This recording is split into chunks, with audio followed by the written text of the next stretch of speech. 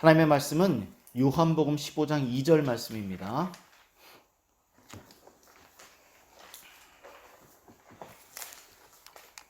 요한복음 15장 2절 함께 읽도록 하겠습니다. 무릇 내게 붙어 있어 열매를 맺지 아니하는 가지는 아버지께서 그것을 제거해 버리시고 무릇 열매를 맺는 가지는 더 열매를 맺게 하려 하여 그것을 깨끗하게 하시느니라. 아멘. 네, 성숙한 그리스도인의 삶에 대한 말씀을 전하는 가운데 지난주부터 포도나무 비유에 관해서 말씀을 전하고 있습니다. 포도나무 비유는 예수님과 우리가 하나로 붙어있다는 이 연합이 어떤 의미가 갖고 있는지 비유로서 말씀해주고 있는 내용들입니다. 포도나무 비유에 대해서 바르게 알아야 하는 이유, 그것은 그리스도인이 열매를 맺고 성숙해질 수 있는 방법이 바로 예수님과 우리가 연합을 해서 함께 살아가는 것, 이것밖에 없기 때문이라는 것입니다. 다른 특별한 방법이 없다라는 것입니다. 예수님을 믿을 때부터 시작해서 저 천국에 이르는 그 순간까지, 그곳에서까지도 계속해서 예수님과 연합해서 살아가야 하는 것, 오직 이것만이 우리가 참된 그리스도인으로 성장해가고 성숙해질 수 있는 거의 유일한 방법이라는 것을 여러분들이 명심하고 이 원리를 잘 알아가기를, 그래서 여러분들이 이 3대로 살아가고 있는지, 이 원리의 삶을 여러분의 삶에 잘 적용해 가고 있는지 여러분들 스스로를 늘 점검해 보았으면 좋겠습니다. 여러분들 오늘 지난 주일에 살펴보았던 것처럼 하나님은 우리의 성장을 위해서 두 가지 방법으로 가지를 치고 계신다라고 그렇게 말씀을 드렸습니다. 그리고 이 가지를 친다라는 이 의미 기억하고 있죠? 자, 깨끗하게 한다라는 것입니다. 깨끗하게 한다. 그런데 그럼 과연 어느 부분을 깨끗하게 하시는가? 하나님이 가지를 치셔서 깨끗하게 하시는 곳은 다름이 아니라 바로 우리의 마음입니다. 마음. 우리의 마음을 깨끗하게 하시기 위해서 우리의 마음 가운데 있는 잘못된 것들을 가지쳐 나가시는 것이죠. 전에도 말씀을 드렸지만 우리의 마음은 바로 신앙의 자소, 하나님을 신앙하는 자리, 신앙의 자소라고 그렇게 여러분들에게 말씀을 드렸습니다. 하나님은 우리의 마음을 새롭게 변화시키셔서 열매를 맺게 하심으로 인하여서 하나님이 원하시는 신앙, 하나님이 원하시는 삶을 살게 하시기 위해서 바로 가지를 쳐서 우리를 깨끗하게 하신다는 것입니다. 오늘은 이 두 가지 가지치기 원리 중에서 좀 더 구체적으로 첫 번째 이 가지치기 원리에 대해서 여러분들에게 말씀을 전하려고 합니다. 첫 번째 이 가지치기 원리가 과연 무엇을 의미하는 것인지 좀 더 구체적으로 여러분들과 말씀을 나누도록 하겠습니다. 우리 다시 한 번 더 2절 말씀, 15장 2절 말씀을 한 번 더 읽어보도록 하겠습니다. 읽겠습니다. 시작. 무릇 내게 붙어있어 열매를 맺지 아니하는 가지는 아버지께서 그것을 제거해 버리시고 무릇 열매를 맺는 가지는 더 열매를 맺게 하여 그것을 깨끗하게 하시느니라. 아멘. 자, 2절 말씀을 보니까 포도나무에는 여러 가지들이 붙어 있습니다. 여러 가지들이 붙어 있지만 유독 열매를 맺지 못하는, 포도 열매를 맺지 못하는 그러한 죽은 가지, 썩은 가지, 아니면 영양분이 제대로 공급받지 못하는 그런 가지가 있다라고 성경이 말씀을 하고 있습니다. 그리고 열매를 맺지 못하는 가지는 농부가 그 가지를 발견하면 제거해 버리겠죠. 이렇게 농부신 하나님이 그것을 제거해 버리겠다라고 그렇게 말씀을 하고 계십니다. 사실 저는 금요일에도 제가 함께 키우고 있는 열매 중에서, 나무 중에서 몇 가지를 쳤습니다. 제가 이렇게 금요일에도 가지를 친 이유는 그 가지가 더 이상 열매를 맺을 수 없겠구나라는 확신이 있었기 때문에, 그리고 저 가지를 쳐야만 영양분이 좋은 가지에게 잘 전달이 되어서 빨리 더 열매를 맺고 풍성해질 수 있겠구나라는 그러한 판단이 서서 저는 몇 가지 나무들을 다니면서 식물들을 다니면서 또 가지를 쳤습니다. 저는 요즘 들어서 이전과 비교해 볼 때 좀 더 자주 가지를 치고 있습니다. 제가 이전보다 좀 더 자주 가지를 치는 이유는 아마 여러분도 보았을 것인데, 제가 좀 더 자주 가지를 치는 모습을, 제가 좀 더 자주 가지를 치는 이유는 적절한 가지치기가 식물에 더 유익하다라는 깨달음을 제가 식물을 키우는 과정 속에서 분명하게 경험을 통해서 확인했고 깨달았기 때문입니다. 그래서 식물의 건강한 성장을 위해서 저는 지속적으로 가지를 치고 있고 신경을 쓰고 있습니다. 이처럼 요한복음 15장 2절에서 언급하고 있는 이 첫 번째 가지치기는, 열매를 맺지 못하는 가지는 빨리 가지를 쳐서 열매를 맺을 수 있는 그 가지에게 더 많은 영양분이 공급될 수 있도록 하기 위해서 가지를 치는 것이고, 또한 이 15장 2절에 있는 이 가지치기는 한두 번만 하는 것이 아니라 일평생 동안 계속해서 지속적으로 끊임없이 하나님이 우리의 마음을 가지치기 위해서, 깨끗하게 하시기 위해서 끊임없이 지속적으로 가지를 치시겠다라고 그렇게 말씀하고 있는 내용이라는 것입니다. 따라서 첫 번째 가지치기의 목적은 미래에 맺게 될 열매를 위한 준비 단계라는 것입니다. 다시 말씀드리겠습니다. 두 가지 원리 중에서 첫 번째 이 가지치기 원리는 미래에 나중에 훗날 맺게 될 열매를 맺게 하기 위한 준비 단계로 볼 수 있다는 것입니다. 사실 하나님은 마음만 먹으시면 언제든지 단 몇 시간 만에, 아니 몇십 분 만에라도 우리의 인격을 완전하게, 완벽하게 새롭게 하시고 치유하시고 변화시키실 수 있습니다. 아주 강력한 방법으로 우리 앞에 나타나셔서 음성을 들려주시거나, 아니면 강력한 역사로 우리의 마음과 우리의 생각과 우리의 삶과 우리의 인격을 단 몇 시간만이라도 완전히 새롭게 하실 수 있습니다. 하나님은 충분히 그런 능력이 있으신 분이십니다.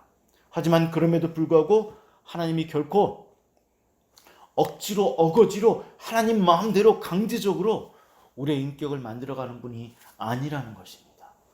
하나님은 우리의 인격을 우리의 일평생 동안 새롭게 변화시키시고 만들어가는 분이십니다.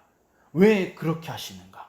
우리를 사랑하시고 우리를 인격적으로 대하시고 우리를 존중하시기 때문에 어거지로, 억지로 하시는 것이 아니라 늘 깨닫게 하시고 또는 따라오게 하심으로 인하여서 점진적인 방법으로 점차적으로 우리를 새롭게 만들어 가시는 것이 바로 하나님의 원리라는 것입니다. 그렇기 때문에 가지치기가 한두 번만 하시는 것이 아니라 계속해서 지속적으로 가지를 치실 수밖에 없는 것이 하나님의 방식이고 원리라는 것을 여러분들이 잘 깨달았으면 좋겠습니다. 하나님은 언제나 하나님이 세워놓으신 하나님의 시간표대로, 하나님의 방식대로, 하나님의 원리대로, 하지만 우리를 사랑하시는 마음으로 그 사랑의 원리로 우리를 점진적으로, 점차적으로 이끌어 가시고 인도해 가시는 분이라는 것입니다. 제가 말씀을 준비하는 가운데 성경에 나오는 수많은 인물들 중에서 과연 어떤 인물이 가장 이 포도나무 원리의, 이 가지치기 원리에 부합한 인물인가 살펴보니까 아마도 요셉이었던 것 같습니다. 요셉이 이 첫 번째 가지치기 원리를 가장 잘 설명해주는 대표적인 인물이 아닐까 그렇게 판단이 들었습니다. 그래서 저는 오늘 이 요셉의 삶을 잠시 간략하게 조명해 보면서 가지치기 원리가 무엇을 의미하는 것인지, 첫 번째 가지치기 원리가 무엇을 의미하는 것인지 여러분들에게 말씀을 드리려고 합니다. 어릴 적 요셉은 종으로, 노예로 팔려가기 전 요셉은 굉장히 이기적이고 자기중심적이고 상대방을 배려하지 못하는, 아니 배려하지 않는, 자기만을 생각하는 그런 자기중심적 이기적인 사람이었습니다. 요셉의 이야기를 읽다 보면 정말 참 못됐다, 그래서 한 대 때려주고 싶은 마음이 들 정도로 요셉은 상대방을 배려하지 않는, 형들을 배려하지 아니하는 그런 이기적인 사람이었습니다. 요셉은 문제가 많은 그러한 사람이었습니다. 그런데 요셉에게 어느 날 2번에 걸쳐서 매우 특별한 꿈을 하나님이 꾸게 하십니다. 첫 번째 꿈은 형들을 의미하는 곡식단들이 요셉에게 와서 절을 하는 꿈이었습니다. 그리고 며칠 있다 요셉은 또 꿈을 꿉니다. 두 번째 꿈은 바로 해와 달과 형제들을 의미하는 11개의 별들이 요셉에게 와서 또 절을 하는 꿈을 꾸게 됩니다.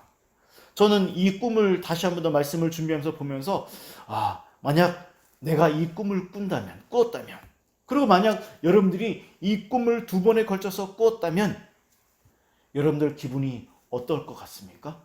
여러분들 가끔 제가 보면은 여러분들 아침 식사를 할 때든지 아니면 생활을 할 때 밤새 간밤에 새벽에 꾸었던 꿈을 종종 여러분들은 이야기를 합니다.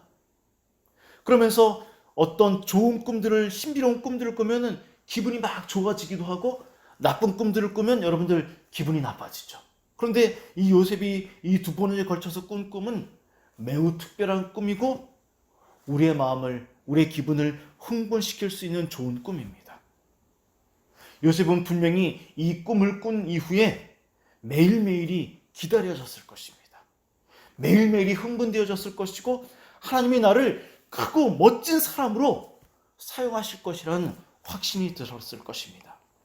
이처럼 요셉의 입장에서 보면 이 2번의 꿈은 너무나 멋지고 너무나 큰 의미가 담겨져 있는 그런 꿈이었을 겁니다. 왜냐하면 이 꿈이 2번 연속 꾸었다라는 것은 하나님께서 확실하게 이 꿈을 이루어 주시겠다라는 확신을 주시는 꿈이었기 때문입니다. 요셉은 당장이라도 하나님이 자신을 높은 곳에 세우시고 크게 멋지게 사용하실 것이라는 확신이 들었을 것입니다. 요셉은 정말 너무 가슴이 벅찼을 것입니다. 하지만 비록 하나님이 요셉에게 이 꿈을 주셨지만 하나님의 입장에서 보면 요셉은 그 꿈을 이루기에는 너무나 부족한 것이 많은 사람이었습니다. 하나님의 일을 하기에는 열매가 터무니없이 부족했던 사람이었던 것입니다.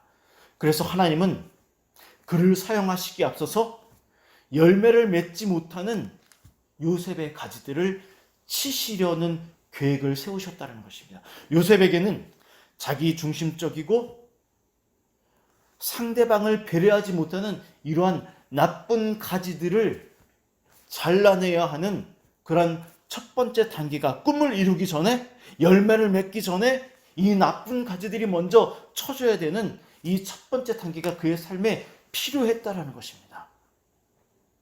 그래서 하나님이 그의 삶에 개입하시고 섭리하시고 역사하시는 바로 하나님의 시간표가 하나님의 시간들이 그의 삶에 작용하기 시작했다라는 것입니다.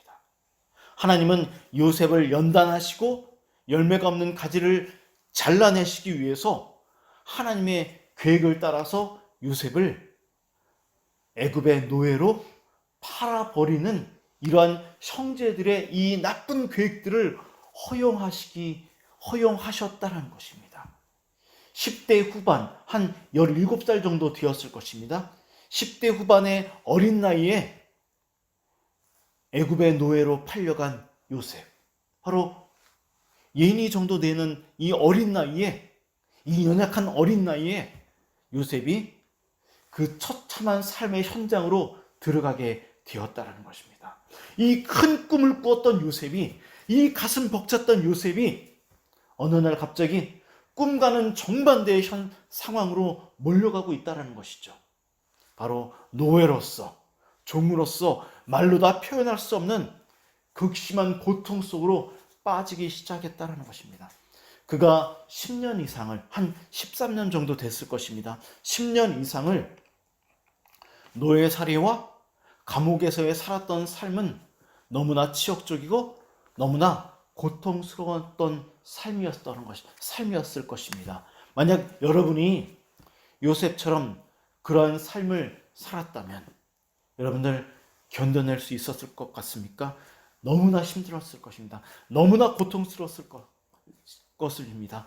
그래서 요셉은 이렇게 자신의 고통을 성경에 기록해 놓은 것이 있습니다. 다 함께 시편 105편을 좀 살펴보도록 하겠습니다. 시편 105편입니다.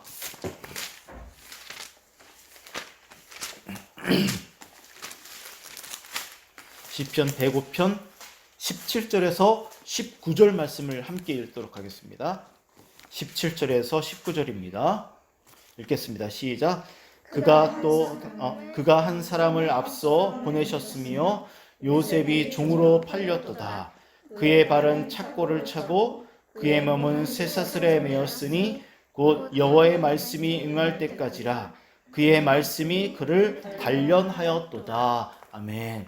자, 이 17절부터 19절까지의 말씀은 하나님이 요셉의 삶에 개입하시고 그를 애굽의 종으로 보내시고 그리고 그 안에서 연단하시고 그를 회복시키시는 그런 과정이 담겨져 있는 말씀입니다. 17절에서 요셉이 종으로 팔려간 이야기를 하고 있는데 여기 보면 이렇게 기록이 되어져 있습니다. 그의 발은 착고를 차고 그의 몸은 쇠사슬에 매였으니라고 말을 하는데 여기 발에 착고를 찼다. 이 착고는 무엇이냐면 제가 여러분들에게 이 착고가 무엇인지 보여주기 위해서 그림을 하나 뺐는데 여기 보십시오. 발에 커다란 나무가 이렇게 커다란 나무 사이에 발이 껴져 있죠. 이게 바로 착고입니다. 착고. 그래서 이 착고에 끼어져 있으면 움직일 수도 없고 움직일 때마다 몸이 너무나 고통스럽고 힘듭니다. 누울 수도 없고 걸을 수도 없고 정말 너무나 고통스러운 것이 바로 이 착고라는 것이죠. 여기 이 착고에 매어져 있다라고 이렇게 말을 하고 있는데 그 노예의 삶, 감옥에서의 삶이 얼마나 힘들었던지 18절을 보면 요셉은 이렇게 말을 합니다. 그의 몸은 쇠사슬에 매였으니 라고 여기 이렇게 말을 하고 있는데 여기 그의 몸은 쇠사슬 매여 있다라는 말은 단순히 이 그림처럼 쇠사슬로 그냥 이렇게 묶여 있는 것을 말하는 것이 아니라 여기 그의 몸은 쇠사슬로 매여 있으려는 이 표현은 바로 너무나 고통스럽고 힘들어서 마치 쇠사슬이 그의 몸과 그의 영혼을 꿰뚫고 있다라는 의미입니다. 생각해 보십시오. 쇠덩어리가 그의 몸과 영혼을 꿰뚫어서 통과해 버린 것입니다. 그만큼 그가 그 10여 년 이상의 삶이 너무나 힘들고 너무나 고통스러웠다라는 것을 지금 시적인 표현으로 그가 지금 표현해내고 있는 것이죠. 그럼 왜 요셉은 이러한 고통 속으로 빠질 수밖에 없었던가? 왜 하나님은 그의 삶에 이러한 고통을 허용하셨는가? 19절을 다 함께 읽도록 하겠습니다. 하나님은 왜 그의 삶에 이런 고통스러운 시간들을 허용하셨는지 다 함께 19절을 읽겠습니다. 시작. 곧 여호와의 말씀이 응할 때까지라. 그의 말씀이 그를 단련하였도다. 아멘. 자, 놀랍죠? 19절 말씀은 하나님이 요셉에게 왜 고난을 허용하셨는지, 왜 그를 연단하셨는지 그 이유에 대해서 말씀하고 있는 내용입니다. 특별히 하나님의 말씀이 응할 때까지 그의 삶의 고난을 허용하셨다. 바로 하나님의 계획, 하나님의 뜻,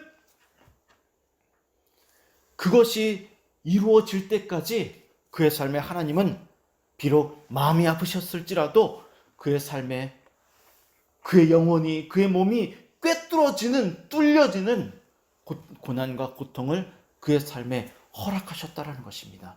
하나님이 요셉을 연단하신 이유가 하나님의 계획을 그의 삶을 통해서 이루시기 위해서 그의 삶은 반드시 가지쳐지는 일이 먼저 필요하다라는 것을 하나님이 말씀하고 있다는 것이죠. 그런데 19절 말씀 후반부에 보면 이렇게 말씀을 하고 있습니다.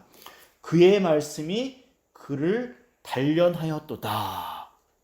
제가 지난주에 그렇게 말씀을 드렸습니다. 가지치는 원리, 바로 하나님의 말씀이 가지치는 것이라고 그랬습니다. 가위가 아니라 하나님의 말씀이라고 그랬죠. 여기 19절에도 보면은 하나님의 말씀이 그를 연단하였도다. 그런데 실제로 우리가 하나님의 말씀을 보면 요셉을 연단한 연단의 도구는 무엇입니까? 실제적인 1차적인 도구는 이 착고였고 노예살이였고 감옥살이였습니다. 그런 착고였고 노예살이였고 감옥에서의 그 고통스러운 삶이 그를 연단했는데, 근데 하나님은 그것이 그를 연단한 것이 아니라고 합니다. 실제적으로 그를 연단한 것은 무엇이라고 말을 합니까? 하나님의 말씀이랍니다. 하나님의 말씀이 그를 연단했다는 것입니다. 놀랍죠? 여기서 하나님의 말씀이 그를 연단했다는 것은 바로 하나님의 말씀이 그를 가지치고 있다라는 말과 동일한 의미로서 사용된 것이라는 것이죠. 하나님은 그를 그렇게 하나님의 말씀으로 가지치시고 하나님의 말씀으로 연단하시고 하나님의 말씀으로 그를 깨끗하게 하시는 과정 속으로 그를 집어넣으셨다라는 것이죠. 요셉에게는 이기적이고 자기중심적이고 상대방을 배려하지 못하는 나쁜 가지들, 그러한 가지들이 먼저 가지쳐지는 하나님의 연단이 그의 삶에 필요했다라는 것입니다. 우리 다 함께 디모데후서 3장 16절로 넘어가 보도록 하겠습니다. 디모데후서 3장 16절입니다. 우리 디모데후서 3장 16절 우리가 암송하는 너무나 잘 알고 있는 말씀입니다. 함께 읽도록 하겠습니다. 시작. 모든 성경은 하나님의 감동으로 된 것으로 교훈과 책망과 바르게 함과 의로 교육하기에 유익하니. 네, 여기 디모데후서 3장 16절 말씀은 하나님의 말씀이 우리의 삶 가운데서 어떤 역할을 하는지 구체적인 말씀의 역할에 대해서 말씀을 하고 있는 내용입니다. 제가 디모데후서 3장 16절의 말씀을 지금 잠시 보려고 하는 이유는 무엇이냐면 하나님의 말씀이 그의 삶을 연단했다라고 우리가 시편 말씀을 통해서 읽었는데 좀 더 구체적으로 어떤 작용을 통해서 하나님이 요셉을 연단했는지 그 의미를 살펴보려고 합니다. 특별히 저는 후반부에 기록되어져 있는 3장 16절을 보면 이렇게 말을 합니다. 바르게 함과 이 말씀에 대해서 여러분들에게 잠시 좀 말씀의 의미를 전하려고 합니다. 이 후반부에 기록하고 있는 이 바르게 한다라는 이 말씀의 의미는 무엇을 의미하냐면은 우리가 어떤 부분을 잘못하고 있는지, 어떤 부분을 실수하고 있는지, 내가 어떤 부분을 가지쳐야 하는지 그 잘못된 부분을 말씀을 통해서 깨닫게 한다라는 의미입니다. 이 바르게 한다라는 의미는 어떠한 부분을 잘라내야 하는지, 어떠한 부분이 잘못됐는지를 깨닫게 해서 깨끗하게 회복시킨다라는 의미가 바로 바르게 한다라는 의미입니다. 하나님은 요셉에게 여러 가지 상황들을 허용하시고 그것이 말씀을 통해서 교훈하고 책망해서 바르게 해서 그를 의롭게 깨끗하게 드디어 열매 맺는 삶으로 나오게 하시기 위해서 말씀을 그를 연단하셨다는 것입니다. 그렇습니다. 하나님의 말씀은 우리가 무엇을 잘못하고 있는지 깨닫게 할 뿐만 아니라 잘못된 길에서 돌이켜서 회복시키는 일을 한다는 것입니다. 그래서 우리는 예수님과 떨어져서는 안 되고 하나님의 말씀을 멀리해서도 결코 안 된다는 것입니다. 하나님의 말씀을 통해서 가지가 쳐지고 연단을 받은 요셉은 이제 이기적인 모든 것들이 달려나가고 이타적이고 배려심이 강하고 또한 다른 사람들을 배려하고 또 돌보는 섬김의 사람으로 회복되었다는 것입니다. 그리고 드디어 그가 30세의 나이 때 애굽의 총리가 되어서 애굽뿐만이 아니라 이스라엘과 세상 모든 열방과 그의 형제들을, 가족을, 부모님을 섬기는 이런 놀라운 삶의 반전을 이루게 되었다는 것입니다. 여러분들 명심하시기를 바랍니다. 성숙해지고 열매를 맺기 위해서는 먼저 내 삶 속에 있는, 내 마음 속에 있는 잡초가 반드시 잘려나가는 연단의 시간이 우리의 삶에 필요하다라는 것을, 그리고 말씀을 통해서 연단되어져야 한다라는 것을 하나님께서는 언제나 우리의 삶에 이 아픔의 시간들을 허용하신다라는 것입니다. 지켜주실 수 있고 보호하실 수 있고 안아주실 수 있음에도 불구하고 하나님은 우리의 삶에 수많은 아픔들을 허용하신다라는 것입니다. 그 이유는 바로 우리의 삶에 열매를 맺게 하시고 사용하시기 위해서라는 것입니다. 말씀을 마무리하도록 하겠습니다. 사람들은, 특히 하나님의 사람들은 사역을 매우 중요하게 여깁니다. 사역을 통해서 열심히 사역을 하면, 열심히 하나님의 일을 하면 하나님께 영광을 올려드린다라고, 물론 그 말은 맞는 말입니다. 그리고 열심히 사역을 하면 하나님이 기뻐하신다라고 그렇게 생각을 합니다. 그것이 일반적이고 보편적입니다. 그래서 교회 사역을 하다 보면 사역 지향적인 사람들을 많이 보게 됩니다. 하지만 오늘 우리가 말씀을 살펴보았던 것처럼 하나님의 생각은 사역보다는 삶이 우선이고 열매가 우선이라는 것을 우리가 말씀을 통해서 분명히 확인할 수 있습니다.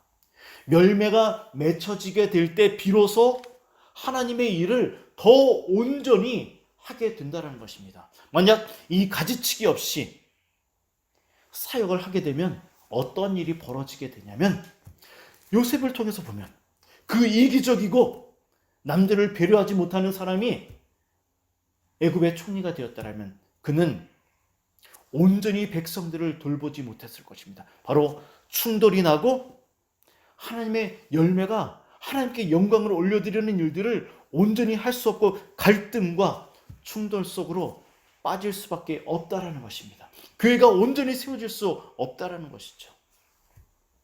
그래서 하나님은 먼저 우리가 빚어지고 다져지고 깎여져서 연단되어져서 열매가 맺어지고, 그리고 온전히 열매가 맺어진 상태에서 하나님의 일을 하기를 원하신다라는 것입니다. 그래야지만 하나님께 온전히 영광 올려드릴 수 있기 때문이라는 것이죠. 여러분 스스로 자신의 가지를 돌아보았으면 좋겠습니다. 나는 어떤 가지가 잘라져 나가야 하는지, 나는 어떤 가지를 쳐야만 하는지, 우리는 대부분 자신의 단점들, 자신의 약점들, 자신의 연약함이 무엇인지 대부분 다 알고 있습니다.